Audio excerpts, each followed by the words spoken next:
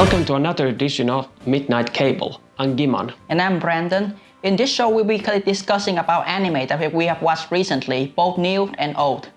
And this week marks a rather momentous occasion, and that's because we'll be reviewing a title from a very famous studio, Studio Trigger, and that anime is Brand New Animal. And just to keep up with the theme of anthropomorphic animals, we also watch one other show not made by them, and that anime is Cuticle Detective Inaba. Let's first start with Brand New Animal. Hey, are you ready to go? 'Cause you know the way to go. 信じたい選んだ way. さあ行こう the brand new world. Brand New Animal is set in a world where humans coexist with anthropomorphic animals known as beastmen. The story centers around Mishiro Kagemori, who one day discovers herself to have turned into a tanuki-like beastman. Trying to find a way to change herself back, she travels from her hometown into Anima City, a place inhabited by other beastmen without any fear of persecution by humans. During her attempt to adapt there, she is unintentionally involved with businesses of Shiro Ogami, a wolf beast man, who serves the mayor of the city both as an investigator and an unmatched combatant.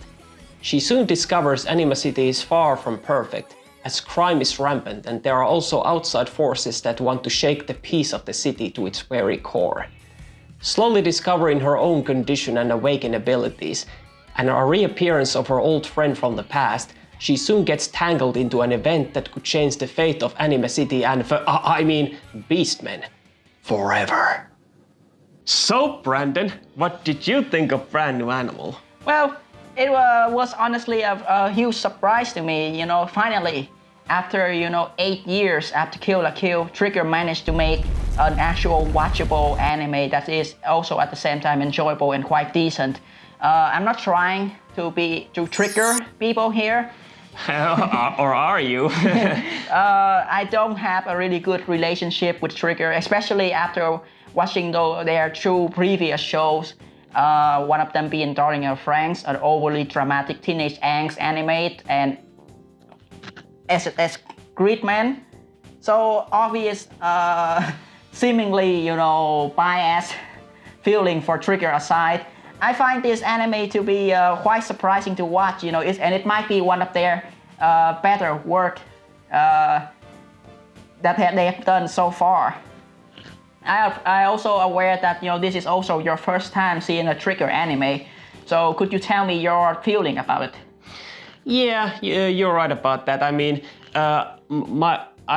Before this, I only heard about Trigger, and seen, many of their anime out of context, such as Kill la Kill and Little Witch Academia, and I can definitely see why people talk so much about them. And this Brand New Animal is not, that much of an exception, because immediately when I see it, I saw it. It had Trigger's handwriting all over it, which is unique style and visuals that you really couldn't mistake it for any other studio's work, and it's not made by some crap factory, like PA Works, or that here's a spreadsheets of usable character models, this type of hair, this type of body, and this type of archetype of personality like that, and you can no studio can really copy Trigger well other than Gainax, but then again that's where they came from. Yes, I agree with your hypothesis. This show is actually the perfect prime example of Trigger unique visual style, and and this is exactly the opinion that I expect from someone like you who first seen a Trigger anime. That's basically most it is. Trigger is just most of Trigger anime is just well known for their unique visual style, and that's all there is much of it. There's nothing to talk about the story or the character. Because most of the time they are generally very generic and stereotype based. Yeah, I wouldn't. I don't really think that way. But then again, I guess you're saying that since you've seen so many of the Trigger's previous work. So I guess when you say stereotypical, that you mean more like a cliche that Trigger's done before. But as for me, I thought that this show was a perfect length, which is only 12 episodes. I mean, a simple story about the racism, prejudice, and discrimination in general. So I thought that it accomplished its goal. And while I agree that it might have not bring anything new to the table, I thought that with its great signature visuals and entertaining music, I thought that it accomplished its goal. Yeah, I mean, I agree with you. The best thing about this show is obviously the visual, and we will be talking about it in just a minute. For now, let's just discuss about the character. Okay. Characters! So let's just start with the two main characters, Mishiro Kagemori and Shiro Ogami. I think once again, Trigger has done a really good job designing main character. One is this really cute, sexy, and attractive. Sexy? Don't you mean cute? I mean, sure. I thought her design was cute and all like that, but sexy. What? I mean, you don't really know what the people have been doing behind the scene. The less I know about it, the better. So don't give me any weird ideas in my head. So anyway, back to my point. I like the design of these characters, especially Michiru. I mean, such a unique main character design, this girl that has, mixture of tanuki and, different animal parts. And, she has this really unique, striking Trigger style main character design that, they are really well known for. And also Shiro design was also good. I like this, stoic, cool wolfman detective look. It's kind of have this, a bit noir, hard-boiled feeling to it. But aside from the design, I don't generally like their story and personality and their character. I feel like, I've seen this so many times before and, they just fit their stereotype to a T, I mean, Michiro is just this, bubbly, and, just, hyperactive, main character girl that we've seen so many times before in these animations as this. And, Shiro is this, cool, not talkative, blank wood, I don't think, Mishiro is not so much as a hyperactive that, she's, more naive and like that. And I think, while the fact that, these two main characters, Mishiro and Shiro, doesn't have much chemistry between them, but it's by, good design. And that's because there are like these two different types of, persons. Like Shiro is this overly racist, person who hates humans and anyone who even associates with them and calling them traitors, even his own beastmen kind. And as for Mishiro, she often butts heads with him for that very same reason. And but at the same time, the show kind of does this very clever sort of a character arc for both of them, especially Mishu, where as much as she calls out for Shiro and some few others about the way they view humans, she herself comes to realize on her own accord and experiences that she's not really that much different from Shiro, since she realizes that their attitude high and mighty, and also the fact that she wants to get rid of the so-called disease that she has, that she is just as much racist towards beastmen as Shiro is to humans, and the fact that nobody points it out to her or somebody has to tell her that, and that she realizes through her own actions. I thought that was kind of brilliantly done, and Shiro kind of goes through this also sort of a character in a sense that it kind of makes us think of him as a villain for a brief moment of time, although everything is revealed to the end. But I thought that these two main characters, were pretty good. I mean, they're nothing special, but I thought that for a story about racism, they were pretty good designed. Yeah, I respect your opinion, and I agree with most of it. These character has semblance of character development, and it's like you said, they do have some sort of a story in going forward for them, especially Michiru and her personality. I would say I was a bit biased when I said Shiro personality was a kind of plank of wood. I mean, in a sense, he's not literally a plank of wood like Kuro from Inspector. He at least has a backstory, that actually affects his personality. Yes, and And that's one good thing about him, But then again, the reason why I said those things about these characters, because, I've seen so many Trigger anime before, and, I've seen this type of character behavior and character development before. So, it's nothing new to me. It doesn't bring anything new to the table. With that being said, I understand this is your first Trigger anime, and I really appreciate your input on this matter. But for me, these are just, really generic characters that I cannot stand behind, and they don't have much going into them. For example, Shiro, where, he just have this cool character moment and then, disappear for some part of the show and then only later to appear again, and then, save the day, It just feel like so cliche and so Trigger-like, that it doesn't feel new and exciting to me. Speaking of, character relationship, while you also mentioned that you like the Shiro and Mishiro relationship. That's right. I feel like, the more better portrayal of character relationship in this show would be, about Mishiro and her best friend Nazuna.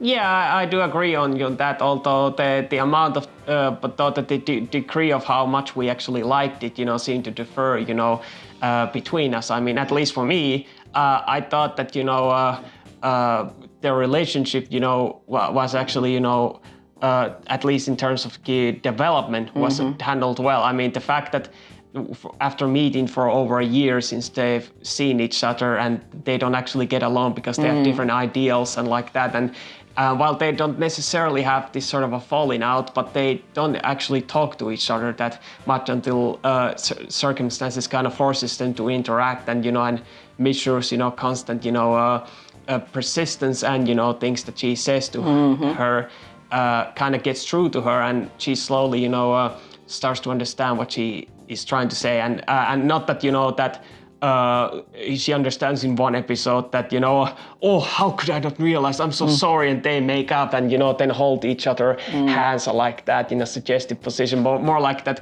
it's gradual and it kind of builds up in the last episode perfectly. Yes, which we will be going into that more details later.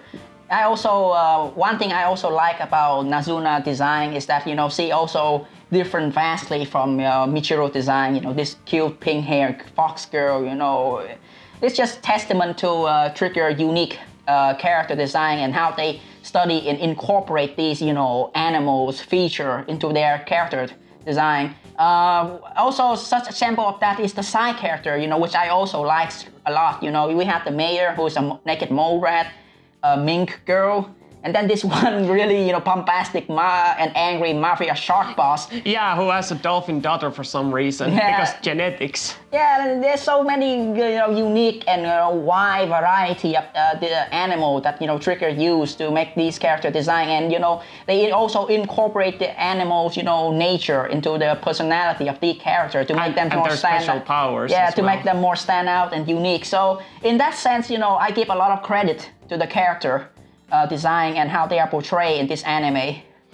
Yeah, as for the one other character who is actually also very significant besides Shiro and Mishiro is the main villain, but since their entire existence is a really big spoiler, we cannot really go that much into detail about them. But what I can say at least that their goal, their motivations, and how the series builds up to the truth that the villain never lies specifically. It's more about the fact that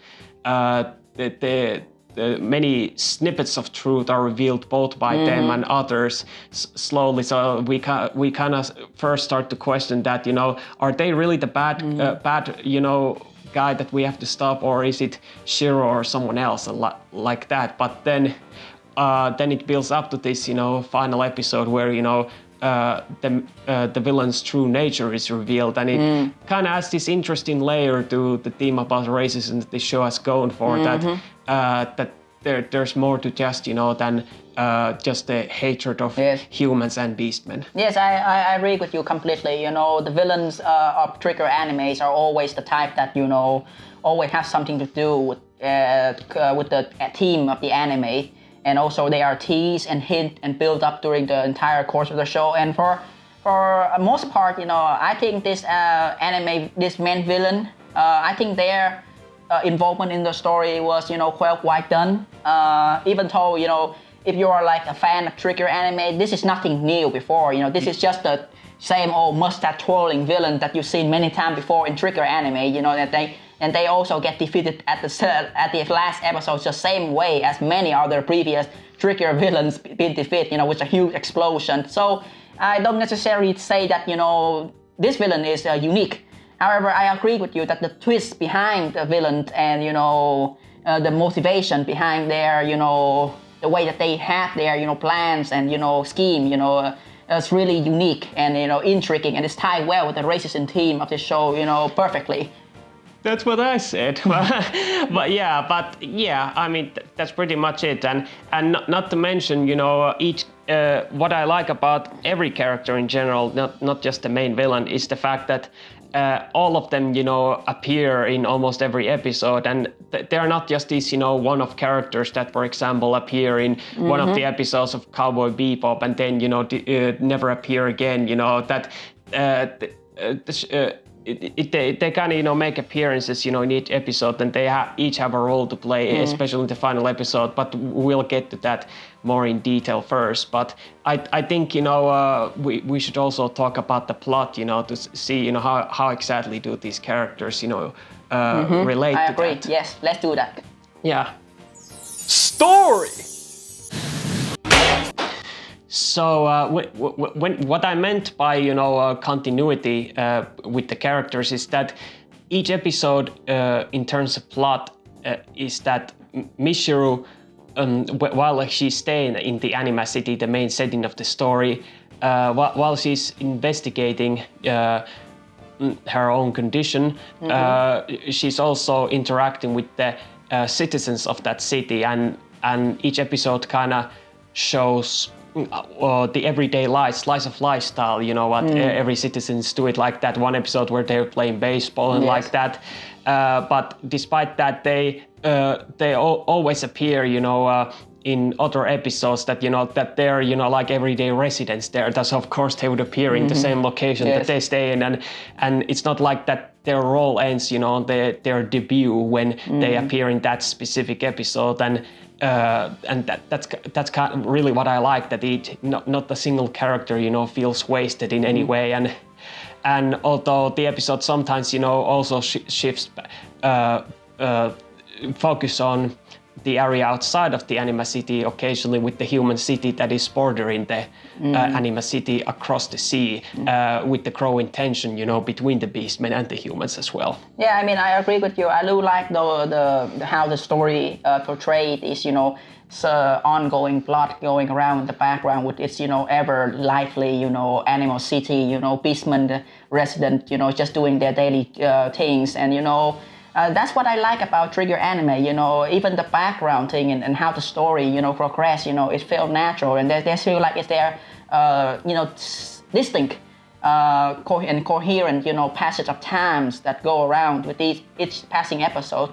I also like this general main plot revolving around, unraveling Michiru transformation, why she is a beastman, the mystery behind it, and how she learned, new beast form and beast power as the story go by.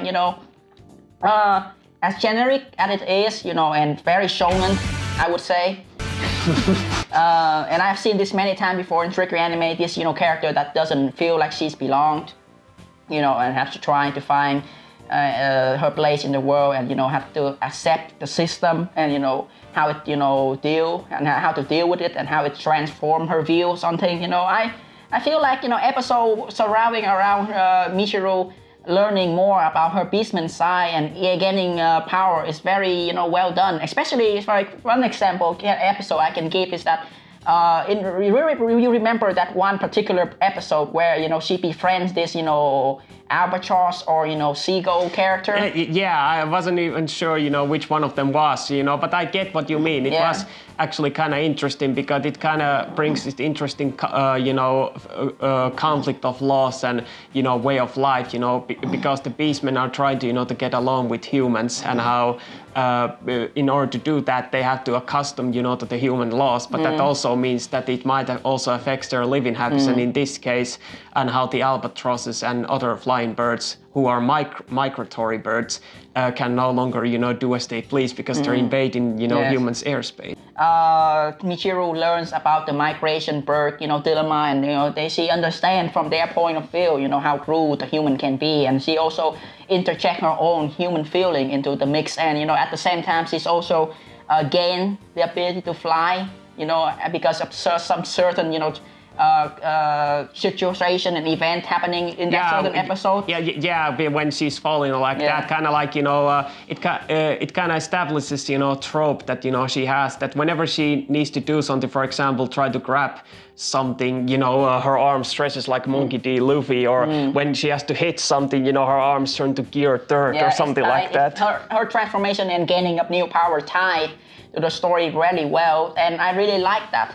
Yeah, but what I like about it is that even though that the fact that she discovers her powers based on, when the situation calls for it, that the show still shows that, once she discovers that she slowly starts to get accustomed to it, and the show doesn't need to have, that scene of, discovery, that she discovers a new power in that particular instance, like in that one scene in one episode when she's going into this factory, she turns into chameleon, to turn invisible, and we didn't see that instance of, where she discovered it, she just might have, done it during her spare time experimenting, kind of like when she's not investigating or hanging out with people, she's playing basketball, outside of her house. So she must have, done it during that time, experimenting with her body a lot. Yeah, that's go further with, I always say add on to my, previous statement about how there is a distinct passage of time that in this show that doesn't feel like,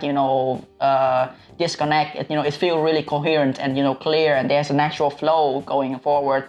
I also like how the story slowly reveals the detail of the world and the character by introducing new character, and that's mostly critical to the plot. Don't you think so? Well, yeah, I mean, besides, slowly building up the world, there is this ongoing mystery, in the story, because like you said, the Mishiro's, conflict of, finding about what happened to her, and her friend, the way that the show, slowly reveals about small details, whether it's in the middle of the episode or at the end of the episode, like how in the episode 1 ends on her statement that I used to be human, and then, the next few episodes kind of elaborated a bit further that there isn't just, one exposition dump, in a single episode, that, every detail, slowly is, being shown until everything is revealed by the end, and that also includes, the main villain's plot and other details. Yeah, I mean, so I would say something that I think you will disagree with me with, but what's that? I don't really necessarily like the pacing of this anime. I don't know if you have the same sentiment, but I feel like the first 6 episodes of the show was quite fast paced, and then after that it's kind of slowed down a bit for the next 4 episodes, only to pick up space and just wrap up everything really rushy at the end. I mean, the villain was just set up, reveal his main plan, and defeat in one same episode. So it feels like there is something missing. It feels like a bit rushed, and the show could have be more better if it has 24 episodes. But that's just my opinion.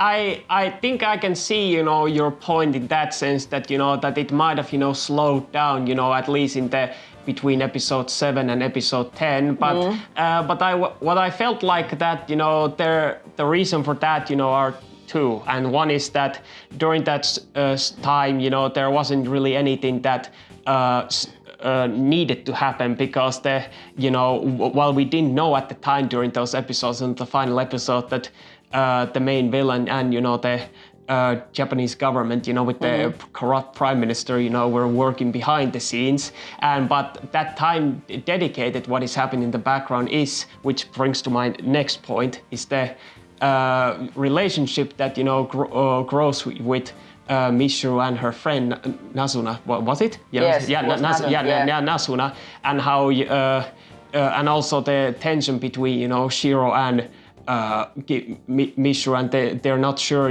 whether they are the true they are the heroes or the real they don't villains stand like side that. by side on the ideology and how they should deal with each other. And Mishiro is struggling, that who is she supposed to stand for, and while she has sort of a falling out with Shiro at first, and she even brings to a confrontation in the second final episode. While she's doing that, she ironically starts to finally get closer to Nasuna again, and they kind of seem to slowly patch up their differences, which, like I said, culminates in the final episode. I mean, I do agree. While the story doesn't necessarily resonate well with me, I think it was quite decent that Trigger managed to pull it off.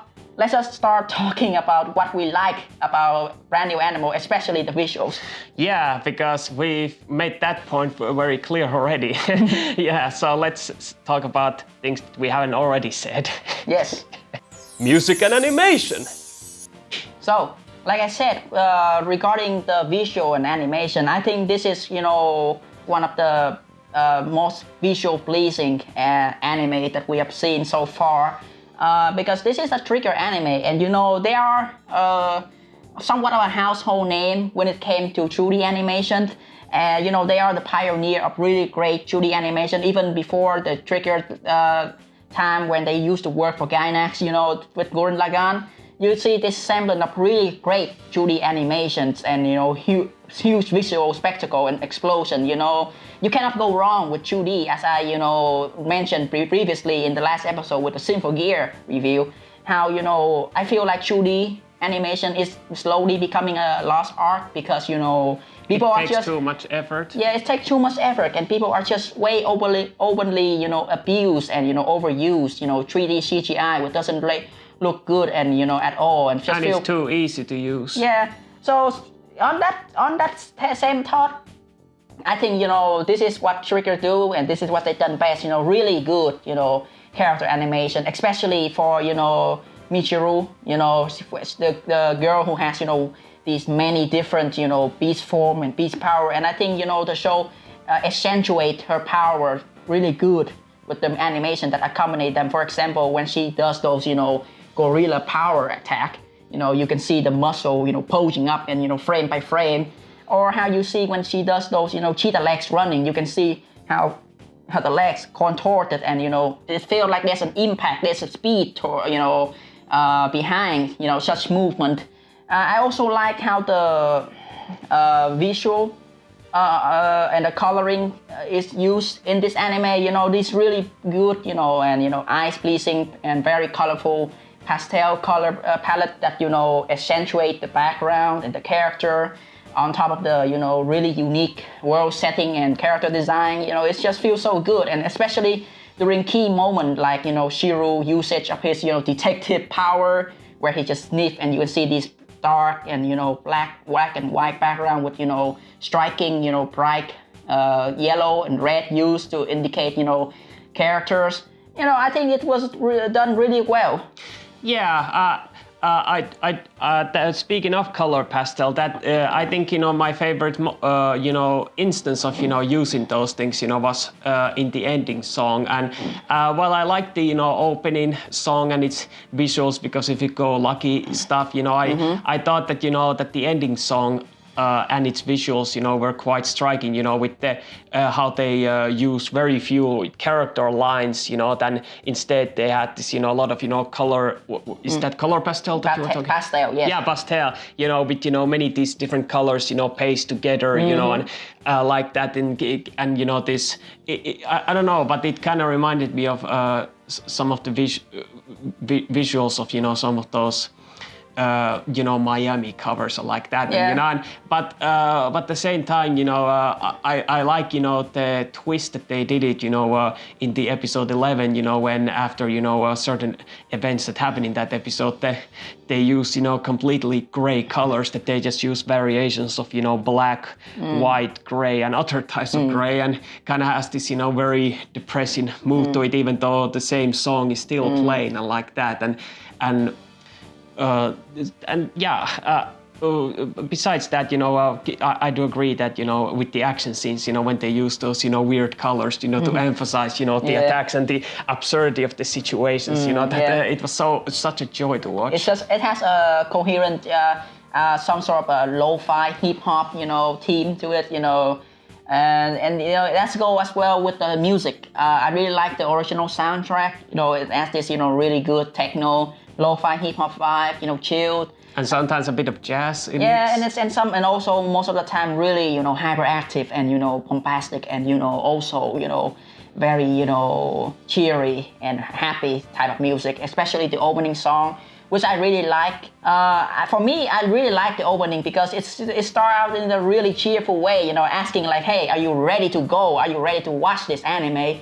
And the animation also helps surfing, that same idea that, oh my god, this anime is hype, let's just start watching it right away. It's a shame that, I feel like because of the animation, they have to shorten the song to only just have 1 minute of runtime.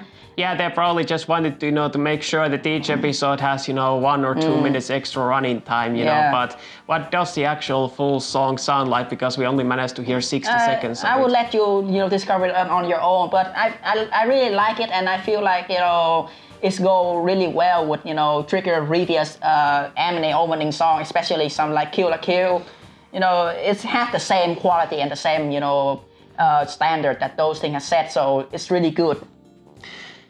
Yeah, but here's an important question. I mean, while I do agree that this is definitely the best visually striking and good-looking anime we've seen so far on this show, but since you're far more experienced, with Trigger's works before, and you're used to to this kind of thing, that this is always what Trigger does.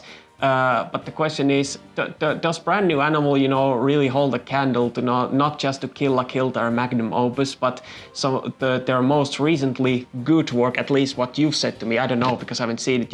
Little Witch Academia. That is it also even more visually striking than, for example, Darling in the Franxx or even Assassin's Creed?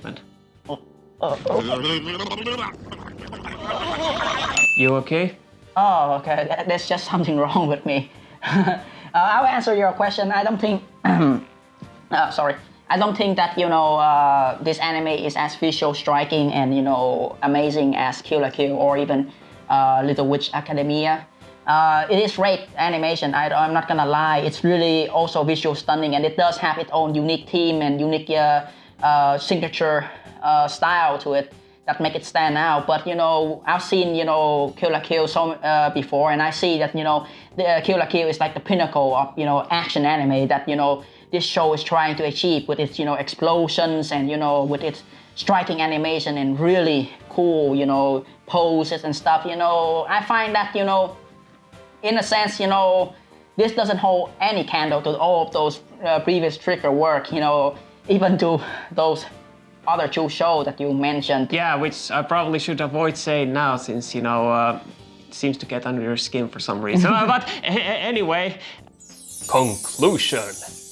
So yeah, overall, Brand New Animal, it is really good. And I think it might actually be the best sort of a gateway series for first-time viewers who want to get in the world of Studio Trigger's work. But I think based on what you said to me, and how you felt, that anyone else, who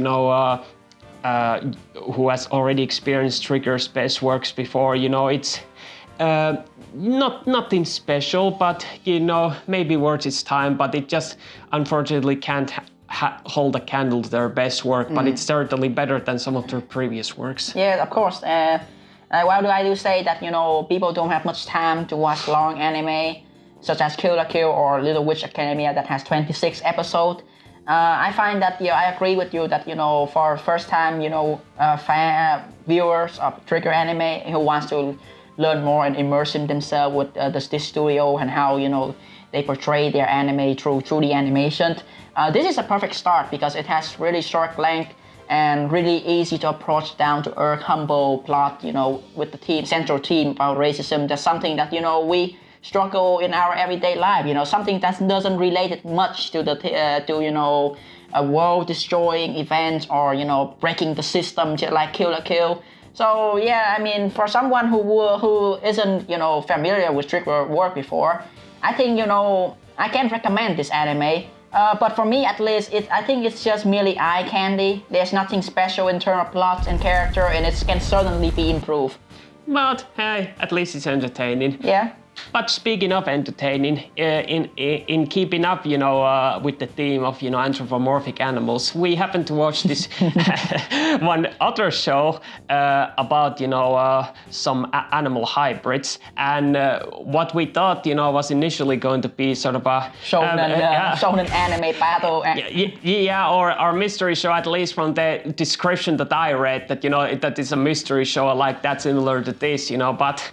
What we experienced was anything but that, and not in a bad way. It was well.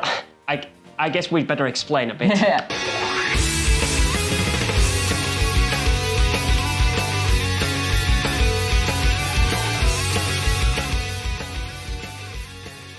Cuticle Detective Inaba is about the title character of the same name, who goes around solving crimes using his special transformation powers by chewing on a hair cuticle, while being assisted by two of his employees, while fighting against crime lords and trying to find his lost brother, who serves as his mortal enemy.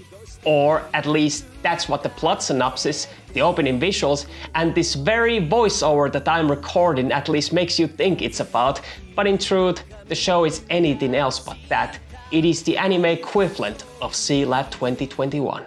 So Brandon, I hate to repeat myself like in the some few episodes back with Deja Vu much, but I have to ask, could you attempt to describe the plot and characters of Cuticle Detective Inaba, because I don't really know how to do it myself, since nothing about this show makes sense. Yeah, I mean, this anime has a plot. It has character. In a sense, I would say that, it is a false advertisement anime, because, we initially, when I see the openings and like you said, read the synopsis, I thought that this gonna be some, overly generic, shonen battle anime with, explosion and attacks and, over the top, character, development with shonen line and cliche dialogue. But what we get at the end was a very funny and entertainment to watch gag anime that kind of remind me of Gintama and Level A. Pretty much.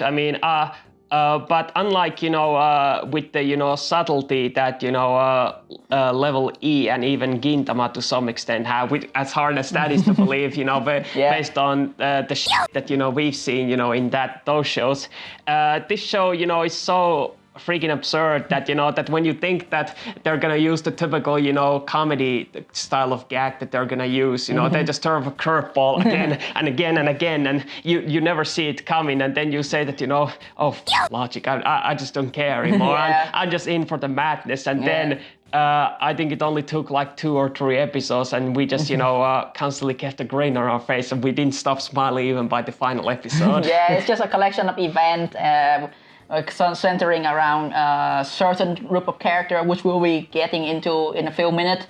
It has different setup for jokes, and occasionally some sort of serious story throwing in.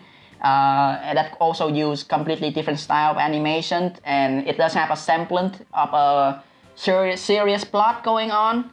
However, that will we also be talking about, because I think it goes to the fact that this anime was kind of canceled in a sense, because it didn't get any follow-up seasons, and it ends such the way it is. Yeah, but we will get to it soon, because it's a juicy to talk about, but we don't want to say it just yet, But I guess first we should try to describe who our stars of this show are. Characters. This anime does have some character to talk about, especially the titular character, this Cuticle Detective Hiroshi Inaba, a very strange, type of, main protagonist, I would say, you don't get to see this type of, weird, wolf man, werewolf hybrid where, he has this very, unique power, I would say. Where you choose on a cuticle and depending on what color it is, produces a different power. Yeah, like for example, when he chew, a dark cuticle, he gains this ability to, emit, this depressing wave that cause people to feel really depressed. And it kind of reminds me of Perona from One Piece. Yeah, and it cause people want to kill themselves or like that. It's just for sake of jokes. And and the funniest one it would be when he chew on the brown cuticle. Where it turns into a very disgusting, flying, bug or something like that. And when he approaches people, oh, get the fuck away from me, like that. Yeah, and he has this, really also sometimes weird, electricity power. I guess it's something to do with the fact that he has fur and he rubs the tension to release it. Yeah. But I think his entire existence, or rather his powers in general, are the biggest joke. Yeah. Well, besides one other character, it's the fact that like I'm alluded to before, this is sort of like Sea Life 2021, and it's the fact that the show has this basic premise that it kind of establishes in the opening at the beginning, but the show is more about the fact that they just do some random everyday life. And I mean, sure, they have this typical stock plot that they go around stopping a villain like that, and they have to accomplish this goal. But anything that happens between those, that the characters don't behave in the logical way or anything like that, that it's just a collection of random different stupid events that happen that that we can't even predict as hard as we try to predict. I also like Kei Nozaki, the straight man of the group, and Yuta Sasaki, this one cross-dressing sadist. I mean, it's really unique character. I mean, even for the straight man character, I like the fact that even though he is the straight man and he does, correct people whenever the situation gets to yeah, he's kind of like Shinpachi. Yeah, from Gintama. I also like the fact that he also has this weird, unique perk to him that he likes cat and he's a cat lover, and it's just add more to the ridiculousness of the plot. And also, especially Yuta, the sadist, this one cross-dresser who, constantly have this very amusing background. Yeah, he kind of, serves as, sort of a good, contrast to the straight man, because while the straight man, I'm not gonna call by their name. I'm just gonna call them by their titles. When the straight man, points out, whenever something, crazy is happening, that while the cross-dressing sadist, on the other hand, he just, decides to just does the things in the background that nobody takes attention to, or rather points out except the audience. We notice, like in the very first episode when everybody is talking and he's typing the computer saying get out, get the f*** out, like that. Or in some scenes where he's about to use a scissors and cut someone's hair, or use a tape to suffocate someone and like that. And he's sort of like almost like a Bisu, except even more extreme, and the fact that she's I assumed their gender, he's really hard to predict. Yeah, and I also love the many other side characters like the Iron Man detective Ogino Kuniharu, and some of the police officer and some of the member of Nora. These tiny side character, they all have something unique to them, especially like, for example, Ogino cute little daughter. And also, Inaba's, little brother, but I think the less you know about him, the better. Because, we kind of want you to experience it yourself about that twist about it, even though he's, implied to be main antagonist, but we'll save the surprise for you. But I don't think any of the characters, not even the main characters, hold the candle to the real star of the show. Of course, that is Don Valentino, this mafia goat boss.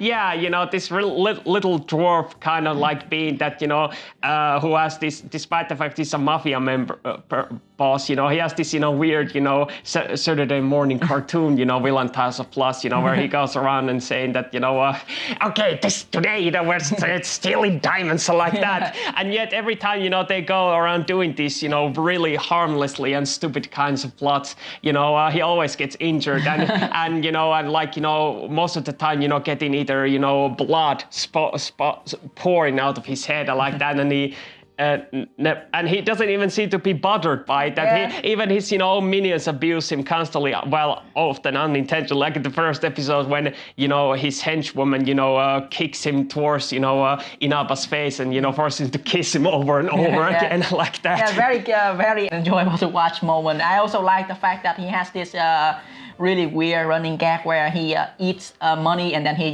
just vomit out money. That's his counterfeit bills. Yeah, counterfeit bills. It was ridiculous and also funny at the same time.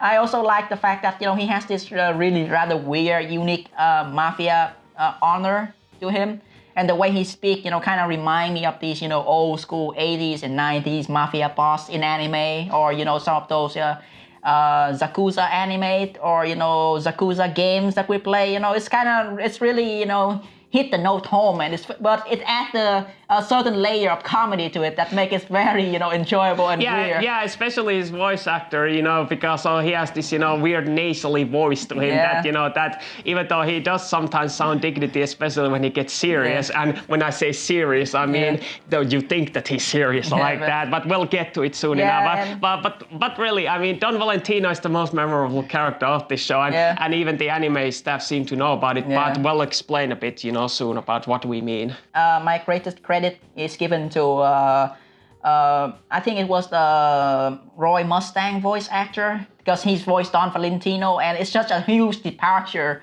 from Roy Mustang, serious, and stoic and cold, Yeah, but that's exactly what makes it so funny, that Roy Mustang's voice actor, sounds, so weird, so pathetic. I like that. Yeah.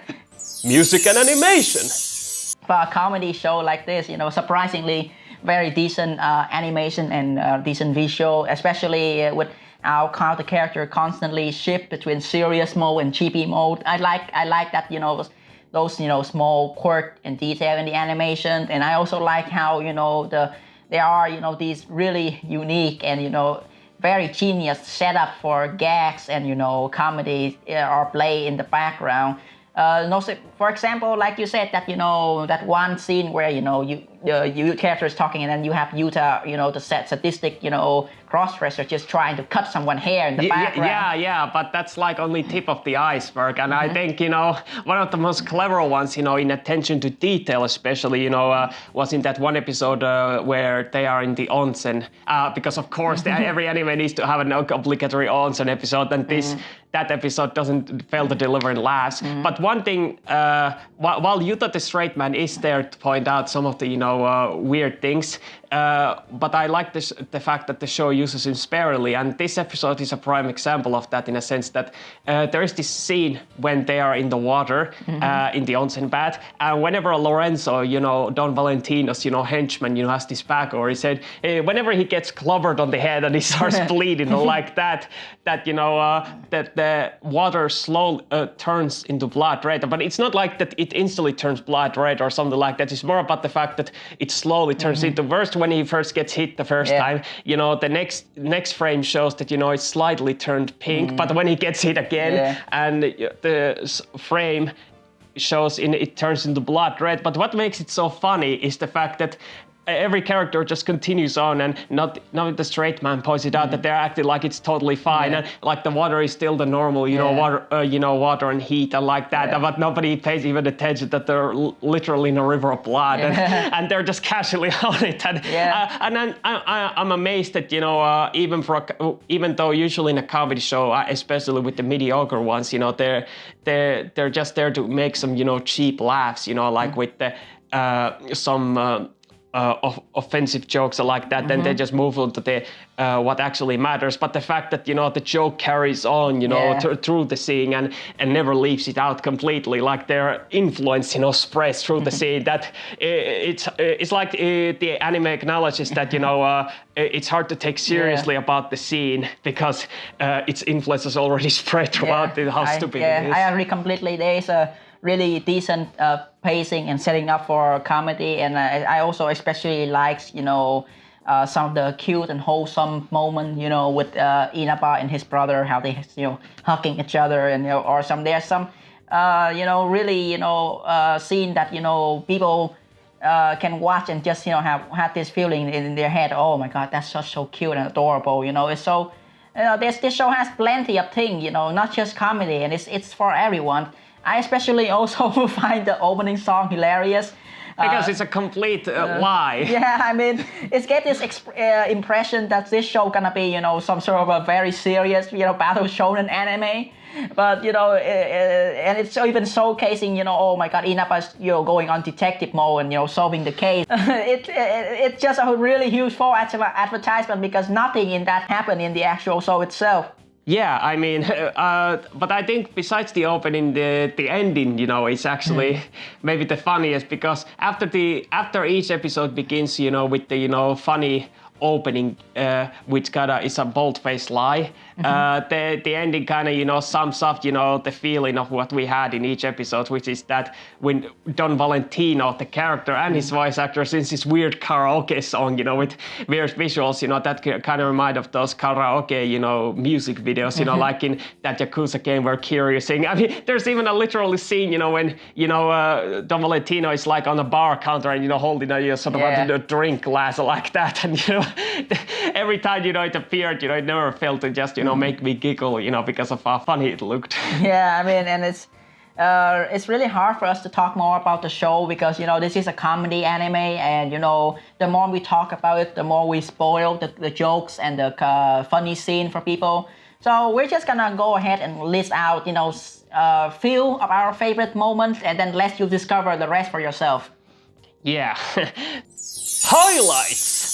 So my favorite my favorite scenes in this anime would be the one revolving about Ogino. This hard-boiled supernatural power, invulnerability. Well, I don't know whether he's supernatural, but he definitely is sort of an Iron Man, considering that nothing can face him. I mean, he kind of reminds me of that, Sleepy from Mad Bull 34 in some ways. Yeah, it's ridiculous, but there's certain scene of him that I've seen it so many times before in those anime out of context collection. It was in episode 5 when he was infiltrating Don Valentino and his henchman base, and then in some laboratory kind of setting. Yeah, and one of his henchmen, this lowly girl, just revealed that her latest work, which is a chimera monster, that even though the way she described it, it's oh my God, it's some strong monster, a chimera. Yeah, but it's turned out to be a head of a goat, a leg of a goat, a tail of a goat. Yeah, but it does have a snake mouth. Yeah, it's just a normal ass goat, and just the image of a goat just fighting and punching people with the carp like that. It's just so hilarious. Yeah, but speaking of, out of context, I also saw one other clip, before we started watching this anime years ago, which was in an early episode where Ogino's daughter is first introduced, when, when Inaba and others are, babysitting her, to keep her from the clutches of Don Valentino, when they're playing blocks that, hey, let's use these blocks to build a, playhouse like that. And then, she takes a literal chainsaw from her back and, cuts through a freaking tree and then uses a giant hammer to build herself a literal cabin. It was so funny and weird. My favorite, episode was probably episode 7 or 8. I mean, after enduring non-stop gags, and other random things that have nothing to do with the plot for the first 6 episodes, in one episode, after at the beginning having some really funny scenes, like with Don Valentino being in the bar with a martini and talking about some bartender that turns out to be the straight man's roommate or something like that. The middle part of the episode suddenly turns serious, and not just serious in the sense as if that it's the plot gets serious or anything like that. It's that the animation turns serious and suddenly Don Valentino, turns into a literal goat, that is not this chibi-like form, that is very scary looking, almost a demon-like one. And for once, he's not talking about some sort of, Saturday morning cartoon kind of plot that, let's go steal dance or something like that. He's literally talking about some murder like that, we have to assassinate, this one person, he stands opposed to our plan, like that, suddenly, and not to mention even Inaba, actually gets serious and and then there is this actual plot that they are going to try to murder this one person, and suddenly like, oh, is things gonna get real? But then it turns out at the end that it's all just a freaking tale that Inaba told to the straight man on his bed, and what makes this joke so funny is the fact that it's kind of built up and even shown throughout throughout that segment that nothing is as it seems, and also that there are some cracks to to Inaba's tale, even though we don't know that it's him telling. It's the fact that, for example, in that one scene where Inaba is ambushed in a bathroom and and his head is put in a freaking sink by that henchwoman. The goat head Don Valentino just says to him that if you don't talk I'm gonna put this potato starch there to make the water thick like that. Even though in real life it wouldn't work like that. And also in later scene where Don Valentino is trying to do this cool sword catch, the sword just hit him in the face and then blood starts spurting out, and yet he still acts cool like that, like nothing happened like that. Yeah, and I also love how the episodes open and end with this Gintama style parody where it's kind of pay homage to Gintama by having this exact line, oh no, oh, is there no samurai in this world anymore? And then it ends with, he's the last samurai. yeah. And then it just cuts to showing that it was just a tale that he has been telling, that he's just making up on his head. And straight man is like, God, just let me rest in sleep in peace. Yeah, like that. I mean, it's not, and there's also a very serious type of episode near the end. We don't want to go into detail because it's one crucial I think episode in the show, and we want you to discover by yourself. But I would like to say, it has one moment in there that actually make me realize that Don Valentino actually has character development. He has a very serious character to him, and the show also in that episode kind of showcase this anime has an actual plot. But it's a shame, like I said, because I think, like I previously mentioned, that I feel like the show was cancelled, or the production staff doesn't have much interest, or to make more seasons or make more episodes. Yeah, I would have been curious to see where the plot was going. I mean, just like with that Don Valentino episode and that 1.5, related to Inaba and one other character, it would have been interesting to see where the plot was going to go, because we have seen, with shows like Gintama, that just because you have this absurd comedy and over-the-top parodies, that you can still have a serious story and like that. So it kind of feels pointless, at this point. But the show's credit, at least it kept this focus on just the comedy, that it didn't use too much about the serious story, because it would have made the ending more frustrating. And speaking of ending, I mean, it is you're right. Like the ending. The show is really self-aware. They know that it's the last episode, and it's constantly have the characters, even in that same episode where you are constantly reminding. Like when Okino asked, Inaba's help in a case, that we don't have time for that. This is the last episode. We have important things to do. Yeah, and it ends with the most genius, final punchline in this gag comedy ever. But we won't, spoil it. But I would say that it was so geniusly done, and the comedic timing was so right that it made us laugh for like 5 minutes straight. Yeah, and not to say that we didn't laugh before. I mean, we were laughing, throughout the beginning of this show and to the end. And I think I liked about this show is the fact that we were so thoroughly entertained that we couldn't stop laughing, and even at the end, it just ended with a laugh. And I thought that was a perfect way to cap it all off, leave with a smile. Conclusion. Cuticle Detective Inaba is really overlooked, comedy genius gold mine, and in some ways it's kind of like like level E in some ways, but although I personally like level E in some ways a bit more, because it actually covers the entire manga and doesn't leave on a cliffhanger because the story's over. But on the other hand, this show is way more absurd in its comedy. I like that, and I thought that it's really worth checking out in that sense. Yeah, I mean there is a certain taste of comedy. If you like it, then you like it. If you're not like it, then it's not for you. One thing that makes me feel a bit uncomfortable, or because I don't know whether or not this is unintentional or intentional, but the show has this really weird yaoi and fushioshi subtext to it. A lot of characters, especially males one, have openly state that they like the other male character and lovingly stroking each other, and they are seen with brother and brother lovingly hugging and sitting on each other's lap, like they're lovers, and they are seen where father is talking to a son figure and lovingly fashion, it's kind of or how Lorenzo openly is openly attracted to Don Valentino goat, a relationship between man and a goat. Even that whole context of Yuta being a cross-dressing character, like it gets a bit uncomfortable sometimes. Like I don't want to offend people. I just don't feel like this type of comedy might work for everyone. Yeah, it might work for everyone, especially for me, because I'm not really comfortable with this type of weird and gender-related jokes. But not to say that I don't like the other jokes. The rest of the jokes in the anime is really well done.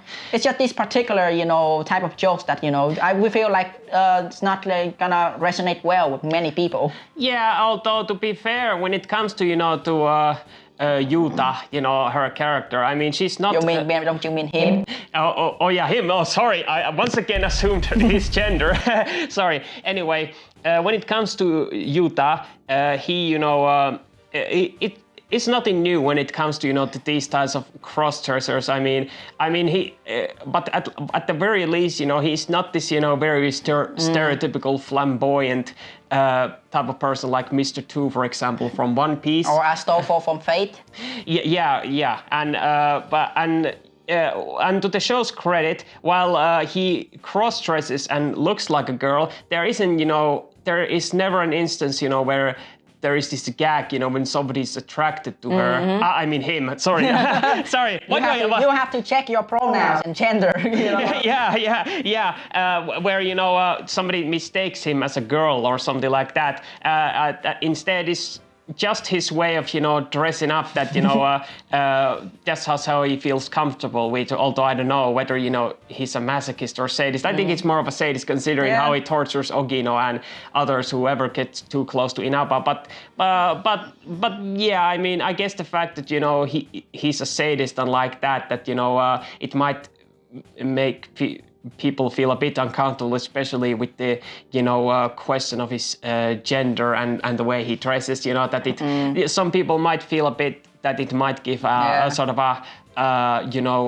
a bad portrayal of cross-dressers in like that. But considering how over the top a comedy this show is, and after all, this is Japanese we're talking about. I don't think there ever been that many instances where they actually know what they're talking about. They just use these weird concepts as gags or like that, and so it's kind of pointless to try to figure out their intentions. That it's just for the sake of comedy. So it's not really worth it, to think about. But point is, if somebody feels uncomfortable or like that, I think if you at least have this taste in dark black comedy, like in Gintama, which has arguably even more eyebrow-raising instances, especially with sexual nature like that. I think you would still be able to look past it and really enjoy Cuticle Detective Inaba. Yeah, but don't go into this anime expecting the serious story that you would expect in Gintama, because then you will be disappointed. Because like we said, it set up the story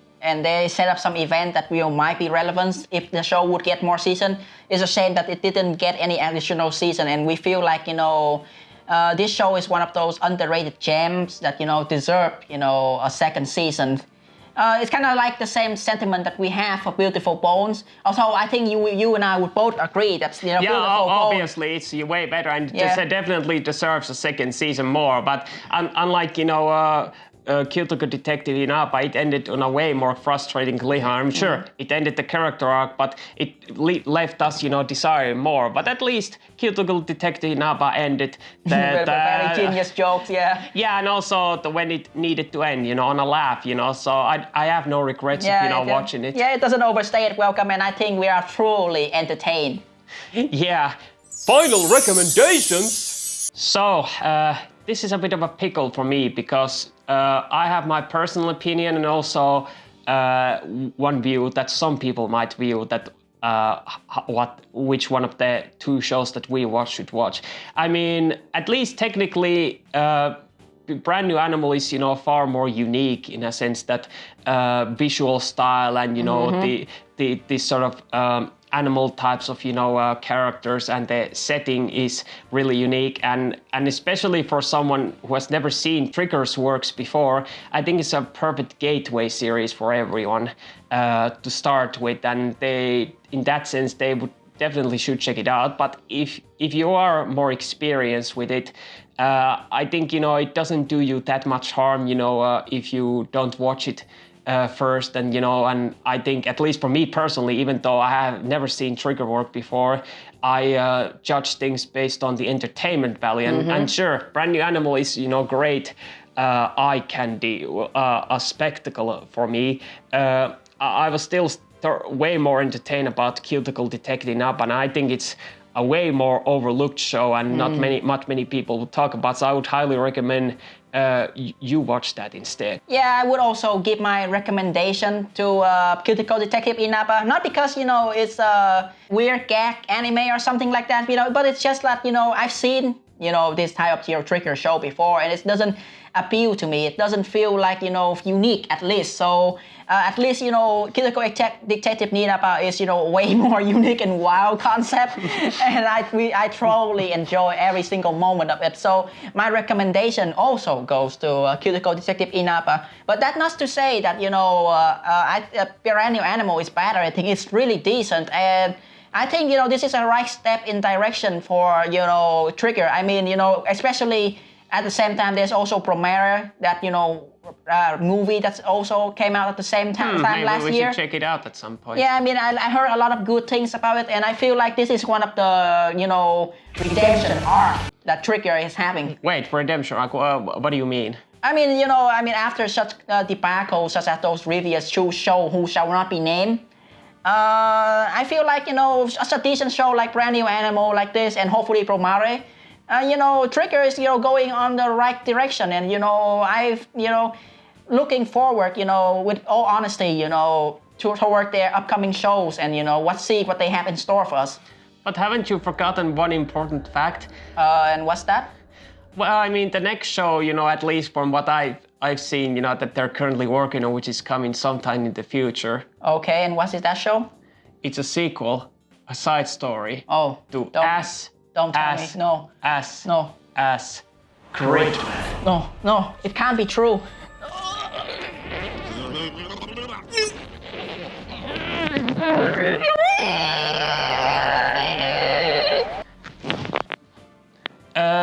Okay.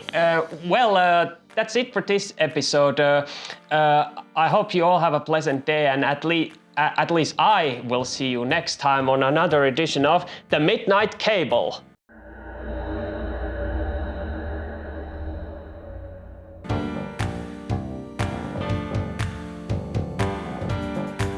Thanks for watching. Be sure to like, subscribe, and click for the bell icon for notifications for future videos. Also, if you want to hear updates for other content and fun stuff, click the icons on the screen.